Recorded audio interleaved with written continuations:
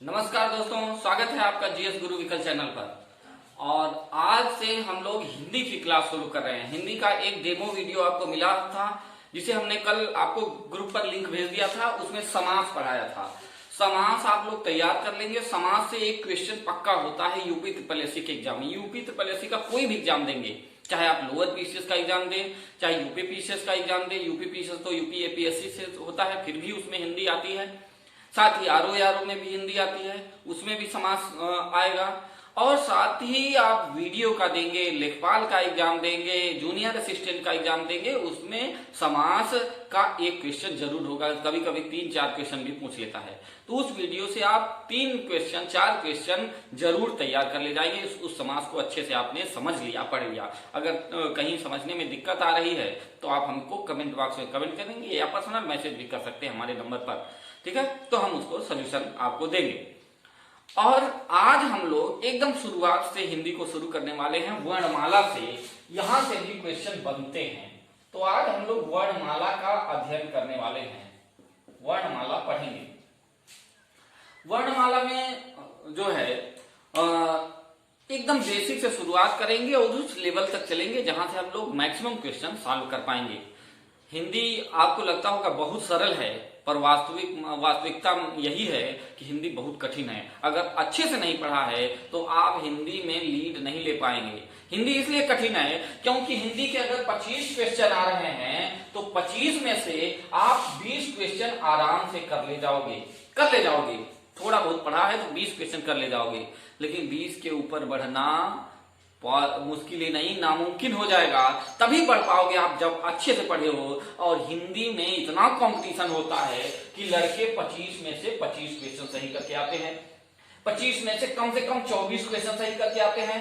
तो आप अगर 20 क्वेश्चन सही करके आ रहे हो, एक बच्चा 24 क्वेश्चन सही करके आ रहा है, तो 4 क्वेश्चन की लीड ले लिया तो सिलेक्शन किसका होगा? उसका होगा। तो हमें भी 25 में से 25 या 24 क्वेश्चन करके आना है एकदम सही, तब हिंदी पढ़ने का मतलब है। और तभी आप हिंदी, इसलिए हिंदी कठिन हो जाती है कि हमें 25 में से 25 क्वेश्चन करना है, इसलिए हिंदी अच्छे से पढ़ना है। तो वर्णमाला से शुरू करेंगे, जिसे इंग्लिश में हम लोग अल्फाबेट बोलते हैं, वही हिंदी में वर्णमाला के नाम से जाना जाता है। देखो भाई, मुख से निकलने वाली प्रत्येक सार्थक ध्वनि को वर्ण कहा जाता है। तो अगर मुख से कुछ भी बोला गया और वह सार्थक है तो वर्ण है। बात समझ पाए? एक बार क्वेश्चन आया था यूपी ट्रिपल एससी के एग्जाम में ही, पीसीएस में भी आ चुका है कि भाषा की सबसे न्यूनतम इकाई क्या है। भाषा कहां से शुरू होती है, उसकी सबसे छोटी इकाई कौन सी है? तो भाषा की सबसे छोटी इकाई ध्वनि है। ध्वनि से ही तो बात शुरू हो रही है। ध्वनि, अगर कोई सार्थक ध्वनि निकल रही है तो वही वर्ण है। तो भाषा की सबसे छोटी इकाई, पहला क्वेश्चन तैयार हो गया। भाषा की न्यूनतम इकाई या सबसे छोटी इकाई, न्यूनतम इकाई, भाषा की न्यूनतम इकाई ध्वनि है। पहला क्वेश्चन तैयार हो गया। अब कभी भी आ जाए निम्न में से भाषा की सबसे न्यूनतम इकाई क्या है? अक्षर, वर्ण, ध्वनि या स्वर, ऐसा कुछ आ जाए तो आप बताएंगे कि ध्वनि भाषा की सबसे छोटी इकाई है, ठीक है। और मुख से निकलने वाली प्रत्येक सार्थक भाषा को जो है वर्ण कहा जाता है। प्रत्येक सार्थक ध्वनि को क्या कहा जाता है? वर्ण कहा जाता है। और इन्हीं वर्ण के एक व्यवस्थित समूह को, इन वर्णों के व्यवस्थित समूह को ही वर्णमाला कह दिया जाता है। सिंपल सी बात है कि यही जो सार्थक ध्वनि निकलती है उसे वर्ण कहते हैं। वर्णमाला की सबसे न्यूनतम इकाई जो है वो ध्वनि है। और इन वर्णों के सार्थक एक व्यवस्थित समूह को क्या कह दिया जाता है? वर्णमाला। वर्णमाला में 2 प्रकार होते हैं। पहला है वर्णमाला स्वर और दूसरा वो जो है वर्णमाला। वर्णमाला के 2 भेद, एक होता है स्वर और दूसरे को कहते हैं व्यंजन, वावेल और कॉन्सोनेंट। यह बात ध्यान रखना है आपको। स्वर क्या होता है भाई? वह वर्णमाला की वह इकाई जो एक स्वतंत्र रहे, जो किसी और पर निर्भर ना हो, उसे स्वर कह दिया जाता है। यानी जो बिना किसी दूसरे वर्ण की सहायता से बोली जा सके उसे स्वर कहा जाता है। और जो किसी पर व्यवस्थित हो, किसी पर आश्रित हो, उसे व्यंजन कह दिया जाता है। जैसे अब बात को समझेंगे, जैसे अ बोलने के लिए हमें किसी और वर्ड की जरूरत नहीं है, किसी और वर्ड की जरूरत नहीं है, तो वह स्वर हो गया। जबकि अगर मान लीजिए हमको क बोलना है तो क वास्तव में स्वतंत्र नहीं है, बल्कि यह क प्लस अ। देखिए, बोलिए क। जैसे ही क बोलते हैं अपने आप अ निकल जाता है, और अ बोलेंगे तो कोई वर्ड निकल रहा है, कुछ नहीं निकल रहा है। ई बोलेंगे तो कोई वर्ड निकल रहा है, नहीं निकल रहा है। इसलिए वह स्वर है। जबकि व्यंजन क्या है? व्यंजन जो किसी दूसरे वर्णों पर आश्रित हो उन्हें क्या कहते हैं? व्यंजन कह दिया जाता है। क्लियर बात? इतनी बात समझ में आई? देखो भाई, क्वेश्चन आता है तो मूल स्वरों की संख्या कितनी है, स्वरों की संख्या कितनी है? तो टोटल स्वरों की संख्या है 11। ध्यान रखना है, कई बार क्वेश्चन आ चुका है। देखिए, यही 11 बताना है हमको, यह 11 संख्या ही याद रखना है। ऐसे ही मूल व्यंजनों की संख्या कितनी है? मूल व्यंजनों की संख्या है 33। मूल स्वरों की संख्या 11, मूल व्यंजनों की संख्या है 33। अभी ये बताएंगे 41 हो जाता है, 41 तक चला जाता है, ठीक है, ये 11 रहता है, लेकिन 41 कैसे होगा उसकी भी हम लोग बात करेंगे। अब स्वर के 4 प्रकार है, इसको मिटा लेते हैं।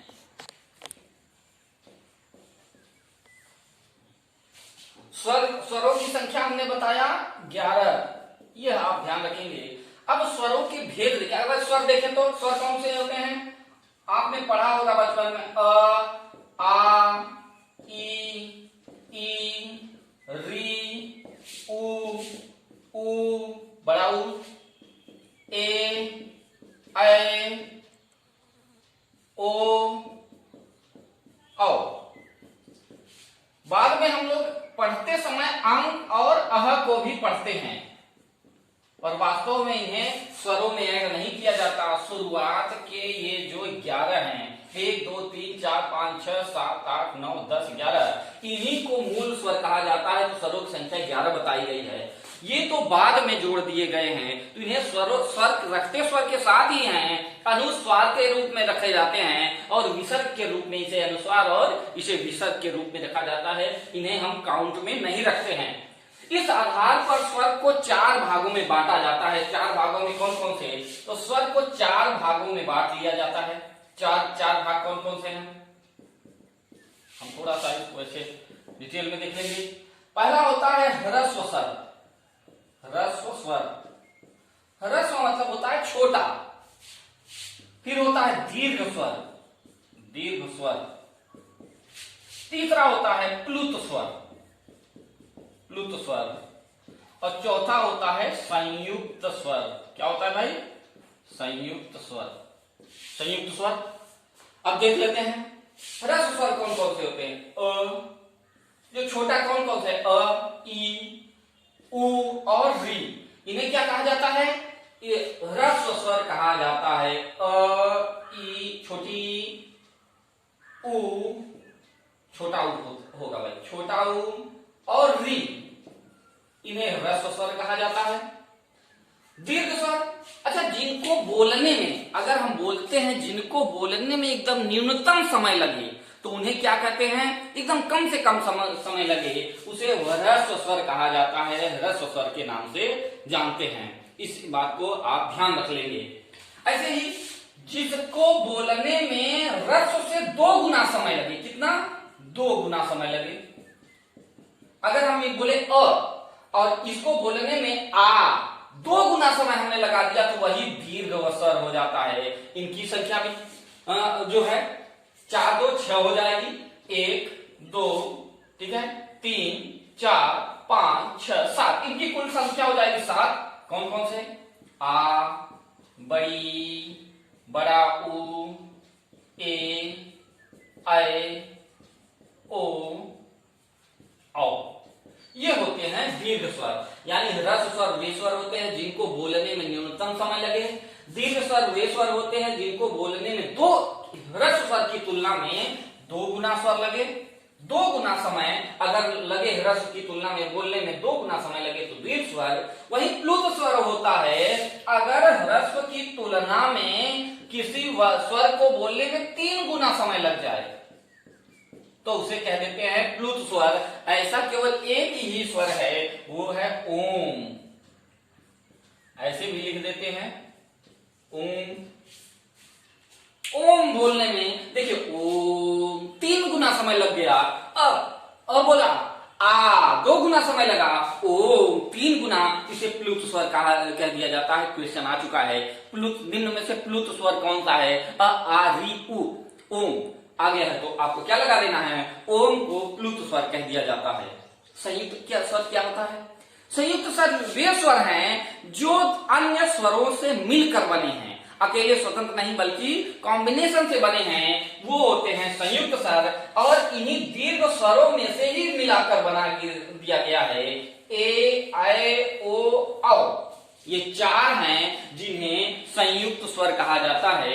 इनको यहीं से उठा कर ले दिया गया और संयुक्त स्वर में रख दिया गया। संयुक्त स्वर जो मिलकर बने हैं ए, ऐ, उ और औ। देखो अ या आ, जैसे एग्जांपल के तौर पर अ या आ ले लिए, साथ में ई या बड़ी ई ले लिए, तो इससे बन जाता है ए। तो अ और ई मिलके ए बन गया, या आ और ई मिलके ए बन गया, इसलिए ये संयुक्त स्वर कह दिए जाते हैं। तो इसलिए इनको हम काउंट नहीं करते हैं 11 यहीं तक में काउंट कर, क्योंकि ये कॉमन है, यही संख्या ए, ऐ, ओ और औ को ही यहां पर दीर्घ स्वर में ये आते हैं, इसलिए इनको दोबारा काउंट नहीं करते। क्लियर बात है? अब देखो, एक बार क्वेश्चन आया कि शहीद वर्ण किसे कहा जाता है? जो हर वर्ण के साथ शहीद हो जाता है उन्हें शहीद वर्ण कहते हैं। और ऐसा केवल एक ही वर्ण है जो कि अ के नाम से जाना जाता है। जैसे हम बोले क, आ गया, उसमें शहीद है। हमने बोला च बोल रहे हैं, च के साथ अ भी बोला जा रहा है, तो इसे शहीद वर्ण के नाम से जाना जाता है। ये क्वेश्चन भी आप तैयार कर लेंगे कि ये शहीद वर्ण है। ठीक है, अब देखिए भाई, बचा अंग और अह। ये देखिए, अंग को बोलते हैं अनुस्वार, अनुस्वार जो नाक से बोला जाता है अनुस्वार, और अह को बोला जाता है विसर्ग, इसे बोलते हैं विसर्ग। जिसमें ह का उच्चारण आए उसे विसर्ग बोल दिया जाता है। अ 2 बिंदी लगा दिया गया तो ह का उच्चारण करते हैं, ये विसर्ग है, और अ को अनुस्वार करते हैं। 11 कैसे होता है ये भी देख लेंगे। 11 कैसे होता है? 4 यहाँ पे, 4 यहाँ पर, 5, 6, 7, 8, 9, 10, 11, 7 यहाँ पे, यही 7, 4, 11, इन दोनों को काउंट नहीं करते हैं। तो मूल स्वरों की संख्या कभी भी आ जाए तुरंत हम 11 लगा देंगे। स्वरों की संख्या आ जाए तो कितना लगा देंगे? 11। लेकिन ध्यान रखना है, पूछ ले मूल स्वर कौन से हैं? मूल स्वरों की संख्या है 4। गलती नहीं करना है, ध्यान रखना है। मूल स्वर के किसे कहते हैं? ये 4 है। तो मूल स्वरों की संख्या यही, इन्हीं से सब बना है। तो मूल स्वरों की संख्या 4 कौन कौन सी? अ, ई, उ, री। और ये मूल स्वर को टोटल स्वर जो है वो 11 हैं, और इसको ऐड नहीं किया जाता क्योंकि ये इसी में समाहित है, इन्हीं से होकर निकले हैं। क्लियर है?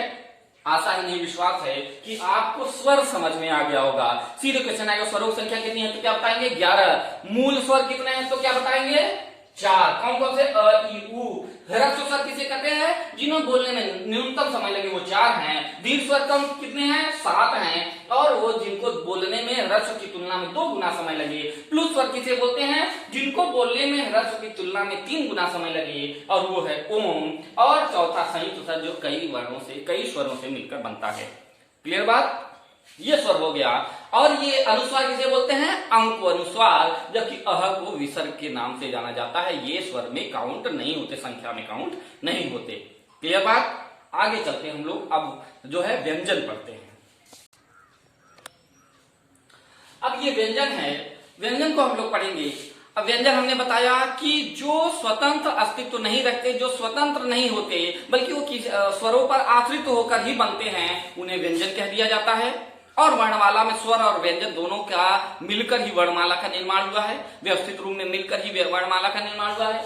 तो व्यंजन जो है वह स्वतंत्र नहीं होते, बल्कि स्वतंत्र अस्तित्व नहीं होता, बल्कि स्वरों की सहायता से ही ये बनते हैं। इस आधार पर इनको हम 5 भागों में बांट लेते हैं। हालांकि देखिए भाई, 5 भागों, टोटल इनकी संख्या होती है, व्यंजनों की मूल संख्या होती है 41, 41। मूल संख्या तो 33 ही होती है, 33 ही होती है, लेकिन कुल व्यंजनों की संख्या 41 होती है। एक बार क्वेश्चन आया कि हिंदी में कुल वर्णों की संख्या कितनी होती है? हिंदी में कुल वर्णों की संख्या कुल वर्णों की संख्या, वर्णों की संख्या। अब देखिए भाई, हमने पढ़ा अभी, ये आपके यूपी ट्रिपल का एसआई के में पेपर में भी आया था, कुल वर्णों की संख्या कितनी है। हमने स्वर कितने देखे, वर्ण क्या होते हैं, कुल वर्णमाला क्या होती है, स्वर और व्यंजन को मिलाकर वर्णमाला बनती है। तो कुल स्वर की संख्या, कुल स्वर प्लस कुल व्यंजन मिलाकर ही वर्णमाला बन जाएगी। तो स्वर हमने पढ़ लिया 11 थे, और कुल व्यंजन जो है 41। अभी देखेंगे कैसे 41 होता है। 41 है मूल व्यंजन नहीं, जैसे मूल स्वर तो 4 ही हैं, ऐसे ही मूल व्यंजन जो है 33 ही हैं। अभी हम लोग देखेंगे 33 कैसे हैं। मूल व्यंजन, मूल स्वर 4 ही है ना भाई, अ, ई, उ और री, ये 4 मूल स्वर हैं। कुल स्वर 11, कुल व्यंजन 41, टोटल कितना हो गया 52, 52। तो कुल वर्णों की संख्या बराबर कुल वर्णों की संख्या कितनी है भाई, 52 है, 52 है। कुल वर्णों की संख्या 52। देखिए अंग्रेजी में 26 वर्ण टोटल होते हैं, 26 अल्फाबेट होते हैं। जस्ट उसी का डबल कर दीजिए याद करने के लिए ट्रिक। तो कुल वर्णों की संख्या, हिंदी में कुल वर्णों की संख्या हो जाएगी 52। यह बात याद रख लेना है, एकदम दिमाग में कंठस्थ कर लेना है। अब देख लेते हैं व्यंजन के प्रकार कितने हैं। व्यंजन के प्रकारों को हम लोग देख लेते हैं यहीं पर। व्यंजन को सामान्यतया 5 भागों में बांटकर हम लोग पढ़ सकते हैं, 5 भागों में पढ़ सकते हैं। 5 भाग कर लेते हैं, पहला, दूसरा, तीसरा, चौथा, पांचवा। पहला होता है, पहले बोलते हैं स्पर्शी व्यंजन, स्पर्शी।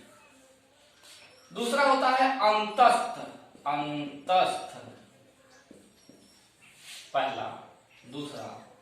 तीसरा होता है ऊष्म, ऊष्म व्यंजन। तीसरा होता है ऊष्म व्यंजन, बड़ा वो लगा देंगे, ऊष्म व्यंजन।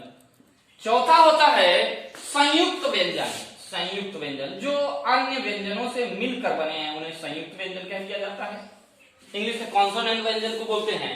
तो संयुक्त व्यंजन। और पांचवा होता है आगत, जो दूसरी भाषाओं से आकर बच गए। जैसे अरबी फारसी का जब आगमन हुआ तो जैसे फ, ज, जहर वाला ज, जब थोड़ा सा उसको भारी पन दे दिया गया तो उसे जो है आगत वर्ण के रूप में रख दिया जाता है। इनको मूल व्यंजनों में इनको काउंट नहीं किया जाता है, ठीक है। 33 वर्ण। तो स्पर्शी व्यंजन जिनको बोलने के लिए हमें अपने ताल में स्पर्श करने की आवश्यकता पड़ती है, होठों को, हमको जिह्वा को, कंठ को, तो उसे स्पर्शी व्यंजन कह दिया जाता है। ये होते क्या हैं, क वर्ग से लेकर, क वर्ग क्या होता है अभी हम बात करेंगे। क वर्ग से लेकर ये होता है क वर्ग, क वर्ग से लेकर और ये होता है प वर्ग तक। और साथ में स्पर्शी व्यंजन में ही आते हैं ड़ और ढ। याद दिख पा रहा है, अगर नहीं दिख पा रहा है तो इसे जूम कर दीजिए। ढ और ड़, इनको बोला जाता है स्पर्शी व्यंजन। अभी क वर्ग क्या होता है, क, ख, ग, घ, अंगा, ये क वर्ग हो गया। ऐसे च वर्ग, च, छ, ज, झ, इया, च वर्ग। ऐसे ही त वर्ग क्या होता है, त, थ, द, ध, ड़। ऐसे ही जो है न, ऐसे ही प वर्ग, प, फ, ब, भ, म। तो ऐसे ही क वर्ग में ये आ गया क, ख, ग, घ, अंगा। ऐसे ही च वर्ग, इसको बिठा देते, च वर्ग, च, छ, ज, झ, इया, इया। ट वर्ग, ट, ठ, ड, ढ, अ। त वर्ग, त, थ, द, ध, न। और इधर प वर्ग, प वर्ग, प, फ, ब, भ, म। और इसमें साथ ही इसको ड के नीचे बिंदी लगा के, ड और ढ के नीचे बिंदी, जैसे ये हम सड़क बोलते हैं तो ये वाला ड कर यूज कर लेते हैं। ऐसे ढ में जब ढ वाला आता है तो हम बिंदी लगा देते हैं। तो ये भी स्पर्शी व्यंजन के रूप में जाने जाते हैं, इन्हें स्पर्शी व्यंजन कहा जाता है। इतनी बात, अभी इसके बारे में हम लोग डिटेल में चर्चा करेंगे, इसकी बात करेंगे। तो देखो भाई, ये 5 पचम 25 हो गया, ये 5 5 का समूह है, 5 5 का समूह, ये टोटल 25। इनको भी काउंट नहीं करते, ये 25 प्लस 2 हो जाएगा, प्लस 2 इसको हम अलग से रखेंगे 25। अंतस्थ व्यंजन देखो भाई, य अब म के बाद य र ल व, इनको अंतस्थ व्यंजन कहा जाता है। इनकी टोटल संख्या हो गई 4, तो य र ल व को अंतस्थ व्यंजन। क्वेश्चन आ चुका है, निम्न में से कौन सा अंतस्थ व्यंजन है? 4 ऑप्शन दे दिया, त स ह य, तुरंत य लगा देंगे। इन चारों में से ये चारों अंतस्थ व्यंजन कहलाते हैं। क्लियर बात? ये यहीं पर याद करते जाएंगे दिमाग में। स्पर्शी व्यंजन तो इतने हैं, अंतस्थ व्यंजन य र ल व। ऊष्म व्यंजन कहा जाता है स ख स ह। स ये जो है खटकोड़ वाला ख, इसको स बोलते हैं, स फिर से स ह, इन्हें बोला जाता है ऊष्म व्यंजन। ऊष्म व्यंजन के रूप में जाना जाता है। संयुक्त व्यंजन क्या है? जो दूसरों से मिलकर बनते हैं, जैसे छतरी वाला छ, छ, त्र, ज्ञ और स्र, स और र मिल के स्र बन गया, ज और ग बन ज और ग बन के ज्ञ बन गया। ऐसे ही छ स और स बन के बन गया, ऐसे ही स बन के, ठीक है, त र बन के त्र बन गया। तो ये संयुक्त स्वर जो है, वो संयुक्त व्यंजन जो है छ त्र ज्ञ स्र को संयुक्त व्यंजन कहा जाता है। आगे बताया जो दूसरी भाषाओं से आ गए उनमें ज और फ, ज वो वाला नहीं, ज जब उसमें बिंदी इस तरह से लग जाता है तो ज बोलते हैं, और इसको बोलते हैं फ, थोड़ा सा जोड़ के जब बोल देते हैं, वही फारसी वाला फ। तो ये जो है इन्हें आगत व्यंजन कह दिया जाता है। देखो भाई, मूल व्यंजन जो है इतने ही हैं, तो इन्हीं की संख्या हम काउंट करते हैं। तो ये कौन से हैं? यहां से 25 संख्या, 25 प्लस 4 यहां से और 4 यहां से, 25 4 29 और 29 4 33। कभी आ जाए मूल व्यंजनों की संख्या कितनी है? मूल व्यंजन 33 है, 33 है मूल व्यंजन। कौन कौन से? 25 ये, 4 ये, 4 ये। अब लेकिन टोटल व्यंजन कौन से? तब 2 इनको भी काउंट कर लेंगे, तो 33 प्लस 2 ये र और ढ वाले, तो इन्हें 2, 25 2 33 2 35, 35 4 इनको भी काउंट कर लीजिए, ये भी 4 है, 4 इनको भी, तो 35 4 39 और 2 उनको भी काउंट कर लीजिए, 39 2 41, तब टोटल संख्या 41 हो जाती है। तो मूल व्यंजन है 33, टोटल व्यंजन है 41। बोल रहे वर्णमाला में कुल कितने, हिंदी वर्णमाला में कुल कितने वर्ण हैं? तो 41 प्लस 11 भी बताया 52। बात समझ में आई? इतनी बात आपको समझ में आ गई होगी, यह हमारी पूरी उम्मीद है। अगर नहीं समझ में आई तो फिर से रिपीट करके वीडियो को एक बार देख लेंगे। कोई दिक्कत है तो हमसे संपर्क करेंगे। ओके, फिलहाल अब आगे चलते हैं, इस वर्ण को, इस वर्णमाला को पढ़ते हैं, यहां से और जानकारी लेने की कोशिश करते हैं।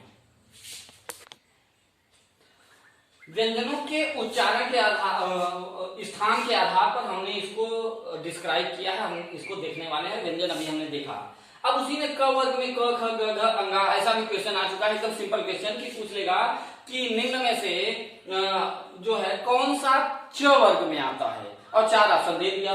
च वर्ग में ख ग ज ड, तो हम ज लगा देंगे, ज देखिए च वर्ग में आ रहा है, ऐसा हम लगा देंगे।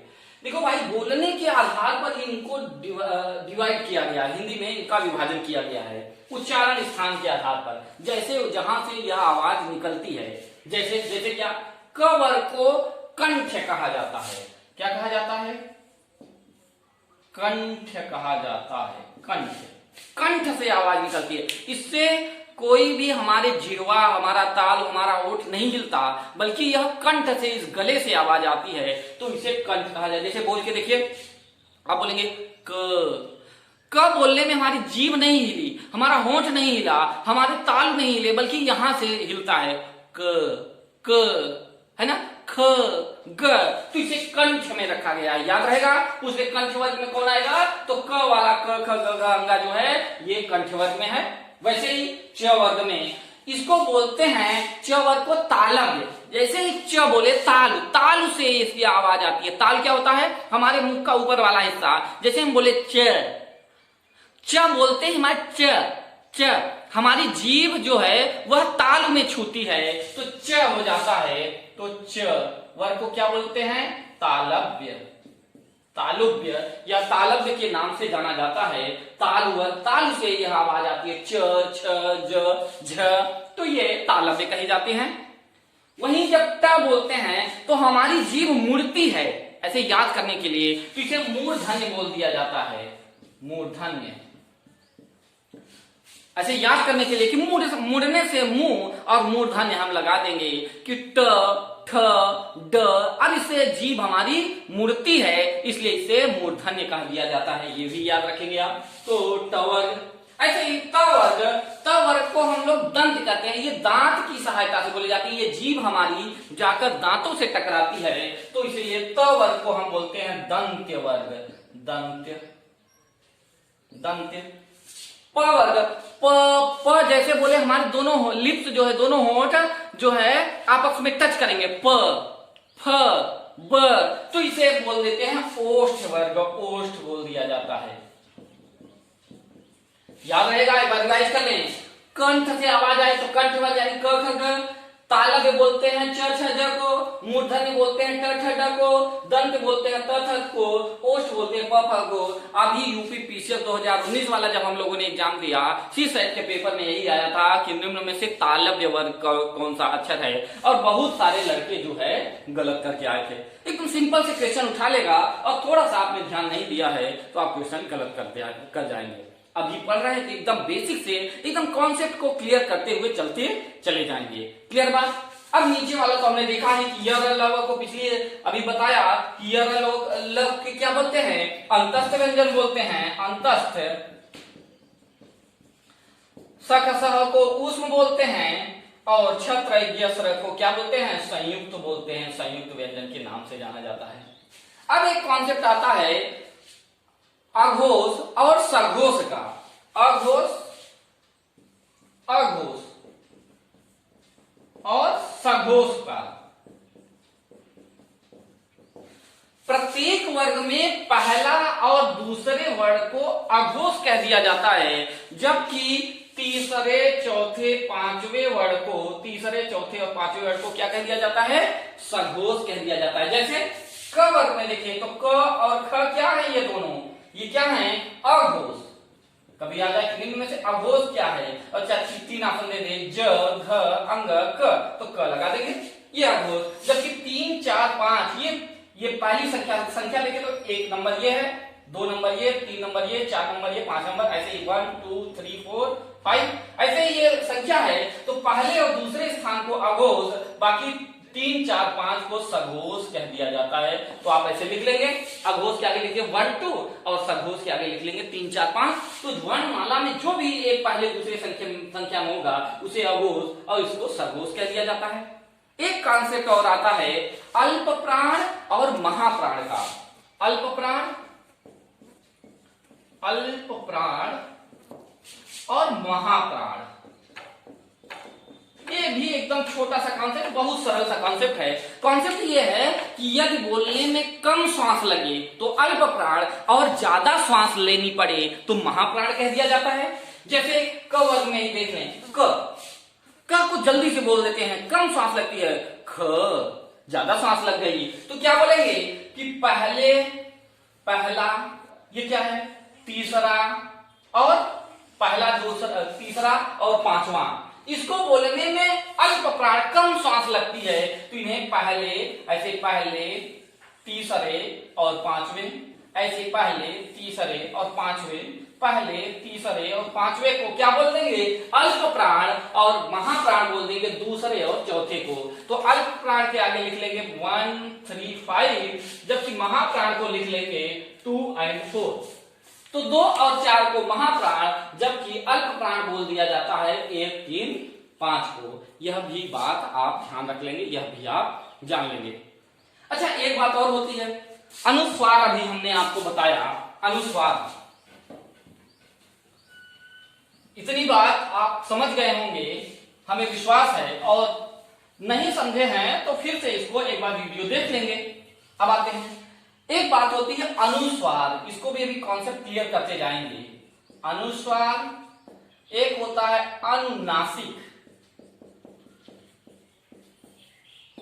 और एक होता है अयोगवाह। अयोगवाह। और एक होता है नुक्ता। नुक्ता मतलब मात्रा ही होती है, यह भी नुक्ता, ये ऐसे बिंदी लगती है जैसे सड़क। जब सड़क लिखते हैं तो सड़क, ड के नीचे इस तरह से बिंदी लगा देते हैं, तो वही होती है नुक्ता। तो जैसे मान लीजिए तो किसी भी वर्ण के आगे जो अगर ये नीचे बिंदी लग जाए, जैसे मान लीजिए जो है ड ही अधिकतर ड पर लगता है, तो नीचे ढ पर लग जाएगा तो नीचे, तो इसे नुक्ता के नाम से जाना जाता है, नुक्ता कह देते हैं। अयोग अनुस्वार हमने बताया, अंक को अनुस्वार कहा जाता है, अंक।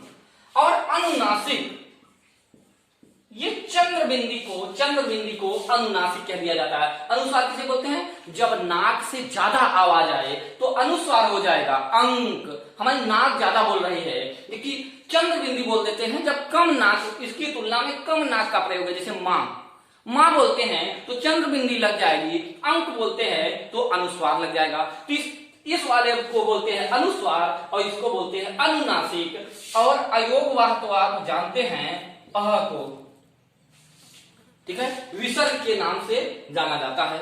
अच्छा, ये जो है अयोगवाह कहलाते हैं, जो है इसको विसर्ग कहा जाता है, अयोगवाह, सॉरी इसको ध्यान रखेंगे, अयोगवाह विसर्ग कहा जाता है। इनको मिलाकर इसको हटा देते हैं, अनुस्वार और विसर्ग को अयोगवाह कहा जाता है, अयोगवाह कह देते हैं इनको नपुंसक वर्ण भी कह दिया जाता है, क्योंकि ये किसी में आते ही नहीं है, नपुंसक, इसीलिए अलग से इनको काउंट नहीं किया जाता,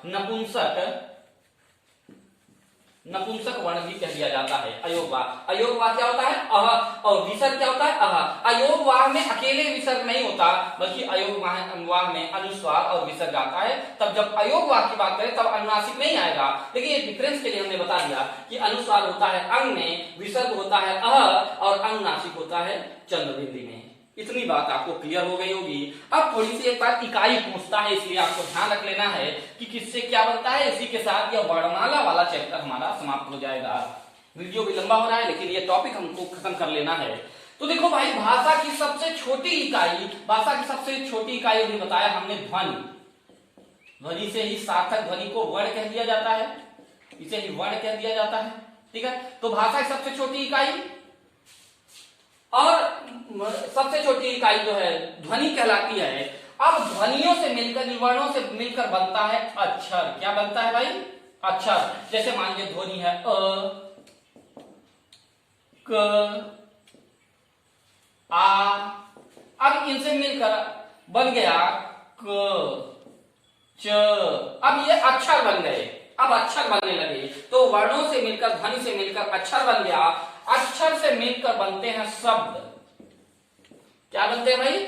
शब्द, या शब्द को ही पद के नाम से भी जाना जाता है हिंदी में। जैसे क से बन गया कमल, कमल। अब ये शब्द बन गया।